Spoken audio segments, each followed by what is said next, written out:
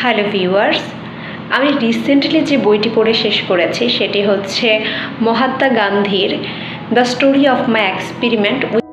বইটির বাংলা অনুবাদ the autobiography of Mahatma Gandhi, অনুবাদ করেছেন মানবর্ধন পাল। মহাত্মা গান্ধীর এই বইটিতে তিনি একজন নিজেকে আদর্শ মানব কিংবা একজন সফল রাজনৈতিক নেতা হিসাবে প্রকাশ করেননি।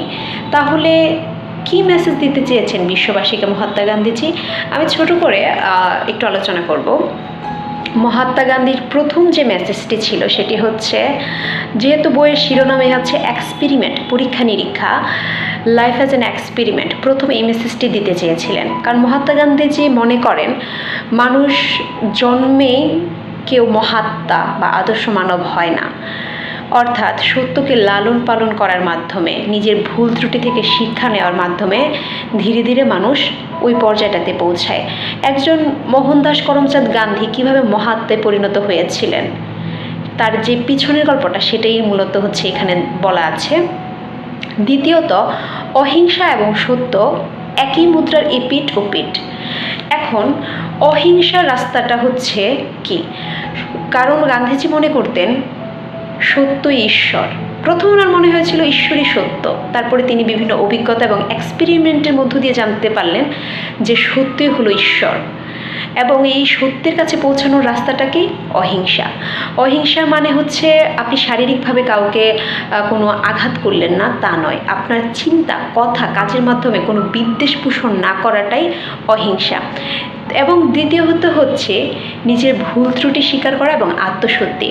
মহাত্মা গান্ধীজি বিশ্বাস করেন মানুষ ভুল করবে, ভুল করাটা কোনো পাপ না, কিন্তু নিজের ভুল থেকে শিক্ষা নেওয়া এবং নিজেকে শুদ্ধ করে নেওয়াটাই হচ্ছে উত্তম।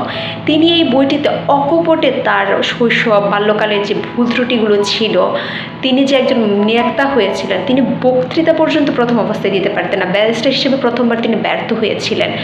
তিনি তার বাল্যকালের যে ওনার ফ্যামিলির যে ধর্মীয় বিধিনিষেধ ছিল সেগুলো ওভারকাম করে তিনি মদ, মাংস, ইভেন পতিতালয়ে পর্যন্ত গিয়েছিলেন, কিন্তু এবং তার জন্য তিনি অনুতপ্ত ছিলেন।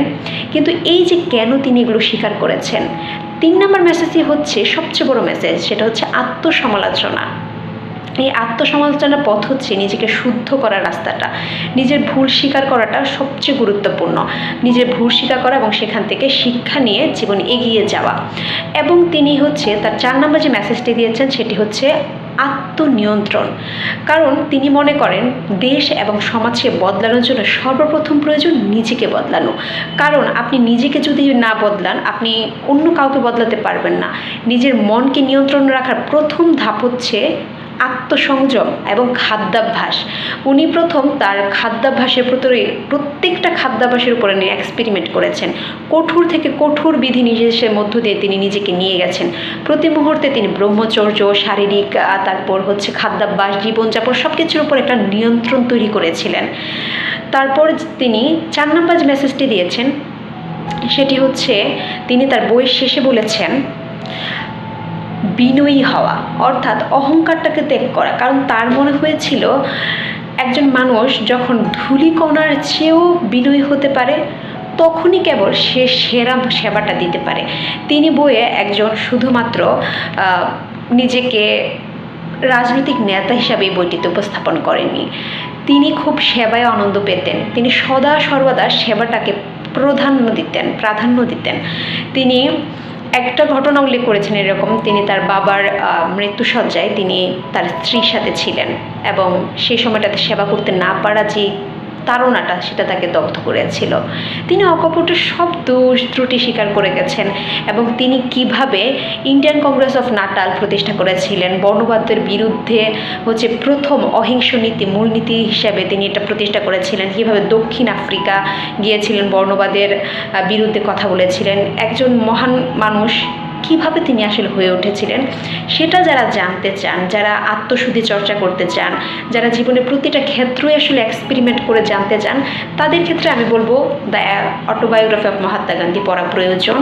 এবং যারা রাজনীতির আলোচনা জানতে চান তবে তাদের জন্য অন্য বই, বাট যারা, আমার মনে হয় প্রত্যেকের অন্তত একবার এই বইটি পড়া উচিত, শুধু নিজের শুদ্ধতার জন্য।